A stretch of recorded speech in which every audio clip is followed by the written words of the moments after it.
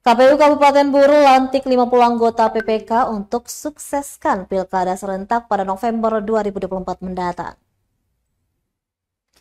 Komisi Pemilihan Umum KPU Kabupaten Buru melantik dan pengambilan sumpah 50 panitia pemilihan kecamatan atau PPK untuk pemilihan gubernur dan wakil gubernur, bupati dan wakil bupati tahun 2024. Pelantikan berlangsung di Grand Sarah Hotel Kota Namlea, Kamis 16 Mei 2024.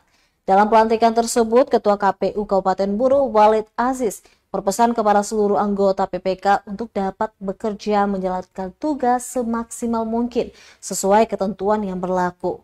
Panitia pemilihan kecamatan yang berjumlah 50 orang itu berasal dari 10 kecamatan di Kabupaten Buru. Masing-masing kecamatan memiliki 5 orang PPK yang akan menjadi panitia untuk melaksanakan tugas dan melayani pemilih dan peserta pemilu. Ia berharap 50 PPK yang telah dilantik dapat meningkatkan kepercayaan pemilih serta peserta yang akan berkontestan di Pilkada 2024.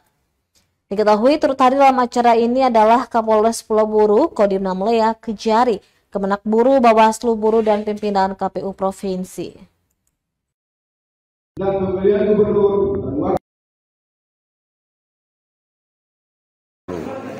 PPK Kecamatan Kabupaten Buru untuk pelaksanaan pemilihan umum kepala daerah dan wakil kepala daerah di Provinsi Buru, Kabupaten Buru.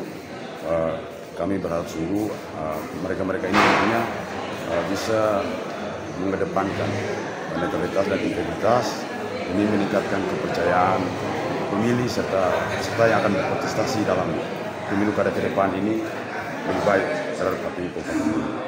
Besar harapan saya semoga dengan adanya mereka dilantik di Pilkada ini dengan pembekalan yang nantinya kami berikan bisa mengembalikan nilai-nilai kepercayaan para pemilih maupun peserta yang akan berkontestasi terhadap KPU Kabupaten Buru. Terima kasih.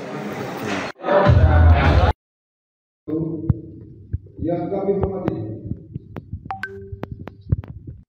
Download Tribun X sekarang, menghadirkan lokal menjadi Indonesia.